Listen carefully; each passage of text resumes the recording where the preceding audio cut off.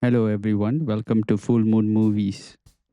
Every once in a while, a film shows up that doesn't just tell you a story, in fact, it exposes one. Americana, written and directed by Tony Tost, is that kind of film. A neo Western crime thriller that acts like a slow burn fuse inching towards the explosion. At first glance, it seems like a simple manhunt story, a valuable stolen of the Native American artifact, a quilt that becomes the object of obsession for criminals, drifters, and lost souls scattered across the American landscape. But beneath that, the movie reveals something deeper, something uglier, something actually honest. It's about the myth of America, who owns it, who steals from it, and who gets erased in the process. Sydney Sweeney plays Penny Joe, an aspiring singer whose voice carries both the hunger and vulnerability. She's not the typical family fatale, she's the embodiment of someone who dreams so loudly that reality has to scream to be heard.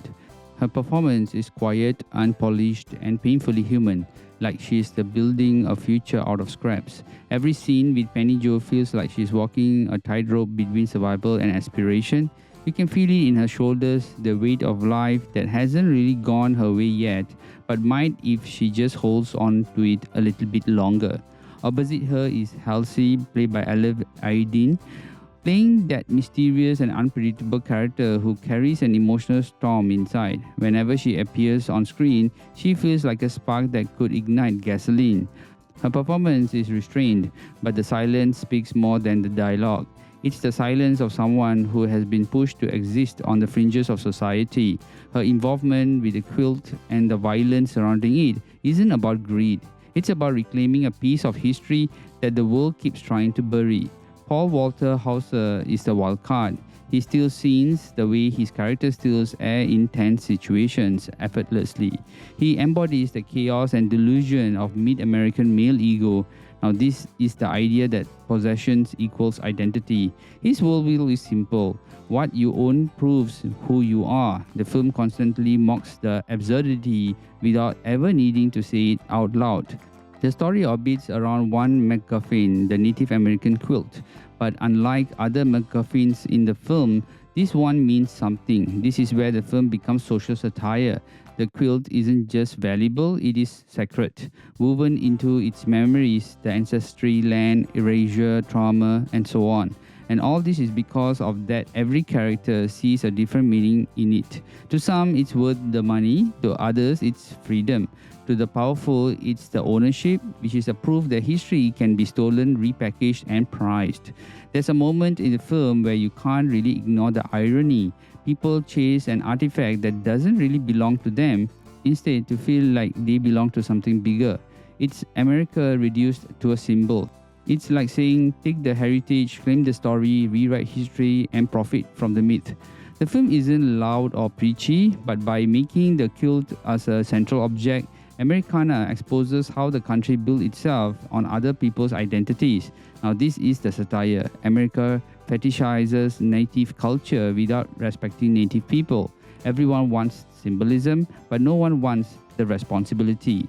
Visually, Tony Tost films America like a contradiction. The camera is in love with the wide open frontiers, dusty back roads, and dying convenience stores. The cinematography makes every location feel like a memory you can't erase.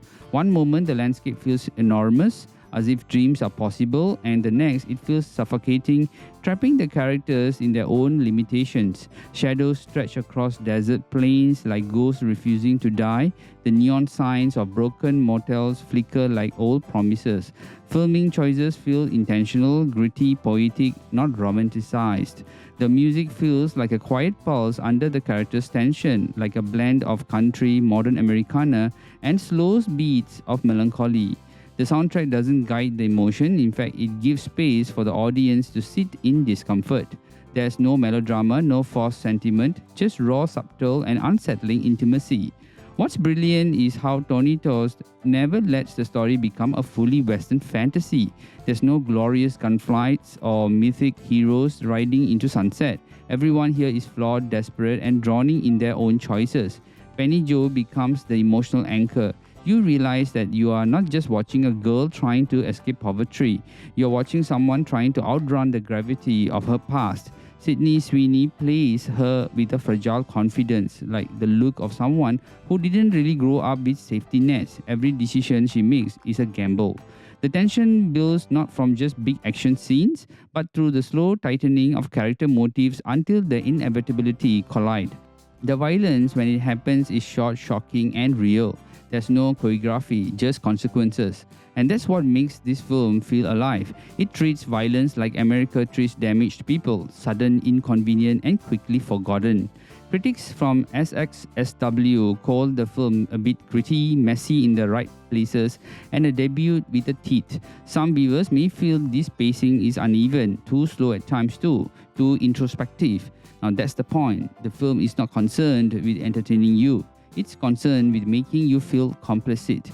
And in a world where audiences want answers quickly, Americana forces you to sit with discomfort. The satire becomes brutally clear near the end when the quilt, which is the symbol of stolen identity, becomes the bargaining chip for survival. It's poetic. The people fighting over it don't even understand what they are really fighting for. In fact, that's America in one frame, a nation so obsessed with cultural possession that it forgets the culture came from people who are still there, still ignored, still erased. And that's why Americana matters today. It's a mirror held up to a country built on borrowed mythology.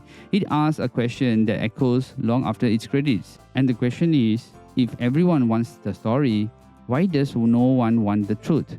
Now, that's one thing to ponder. Now, whether this film becomes a cult favorite or remains a festival gem, time will actually tell. But one thing is certain, when the world looks back at neo-Western films of this era, Americana will be one that didn't just reinvented the genre, but it exposed the mythology behind it. Now, this movie is a must-watch.